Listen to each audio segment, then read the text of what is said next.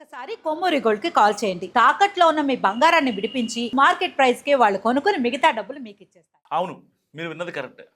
నిజంగా ఈ పక్షి లాలాజలాన్ని అంటే నోట్లోంచి వచ్చే ఆ స్పిట్ ఏదైతే ఉంటదో దాన్ని తింటారట. అదేంటి వీళ్ళకేం పోయేకాలం అనుకోవచ్చు గానీ, దానివల్ల చాలా లాభాలున్నాయి. సో, ఈ పక్షి యొక్క లాలాజలం ఒక కిలో రూ. 10,00,000 విలువ చేస్తారు. మరి నిజంగా కిలో లాలాజలం అంటే ఒక పక్షి దగ్గర నుంచి సేకరించడం అంటే అంత ఈజీ అయిన పనేం కాదు. కానీ ఆ లాలాజలం కోసం చాలామంది పరితపిస్తుంటారట. సో, చాలా ఆరోగ్య సమస్యలు కూడా ఈ లాలాజలంతో నయమైపోతాయి. ఈ పక్షి లాలాజలంతో చేసే ఆహారాన్ని ఈస్ట్ ఆఫ్ క్యావియర్ అని పిలుస్తారు. ఇది ప్రపంచంలోనే ఖరీదైన ఆహారాల్లో ఒకటి.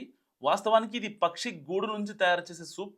దీన్ని పక్షి గూడు నుంచి తయారు చేస్తే లాలాజలం అంటున్నారేంటి అని మీకు సందేహం రావచ్చు. కానీ ఆ గూడు తయారయ్యేది పక్షి ఉమ్ముతోనే.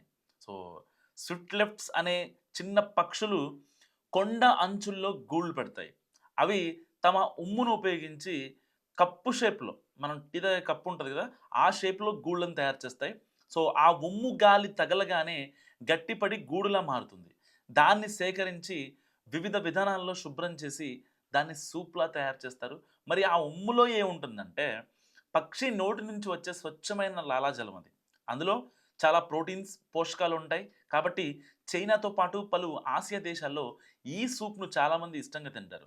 చైనాలో దీన్ని యావ్నో అని పిలుస్తారు. దీన్ని తింటే అందంతో పాటు ఆరోగ్యం కూడా వస్తుందనేది వారి నమ్మకం. అంతేకాదండోయ్! ఈ సూప్ తిన్న వారి ఆయుష్ కూడా పెరిగిపోతుందట. మరి దీని ఖరీదు విషయానికొస్తే లాలాజలం తయారైన ఈ గూళ్ళను సేకరించడం అంత ఈజీ అయితే కాదు.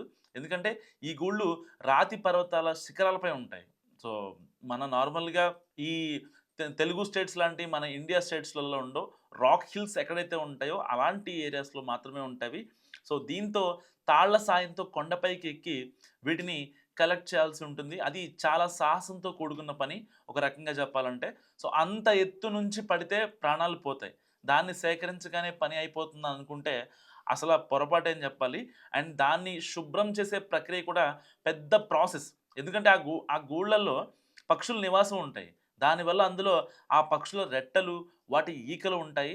వాటిని శుభ్రం చేయడానికి కొన్ని గంటల సమయం పడుతుంది. అయితే పర్వతాలపై ఉన్న గూళ్ళు అన్నీ ఒకేసారి సేకరించారు. అలా చేస్తే ఆ పక్షుల మనుగడకే నష్టం ఏర్పడుతుంది. మరి అవి అంతరించిపోతే ప్రమాదం కూడా ఉంది. ఫర్దర్‌గా మనం ఆ నెస్ట్‌లని కలెక్ట్ చేయలేం కాబట్టి ఈ గూళ్ళు కేవలం గుడ్లు పెట్టే సమయంలోనే తయారు చేస్తాయి. గుడ్లు పెట్టి పిల్లలు ఏర్పడిన తర్వాతే ఈ గూళ్ళను సేకరిస్తారు. చైనాలోని సంపన్నులు దీన్ని లగ్జరీ ఫుడ్‌గా భావిస్తారు. దీనికోసం ఎంత డబ్బైనా పెడతారు. సాధారణ పక్షి గూడు ఖరీదు కిలో 2,00,000 నుంచి 10,00,000 వరకు ఉంటుంది. వీటిలో ఎర్ర రంగు గూళ్ళైతే ఇంకా ఖరీదుంటాయి.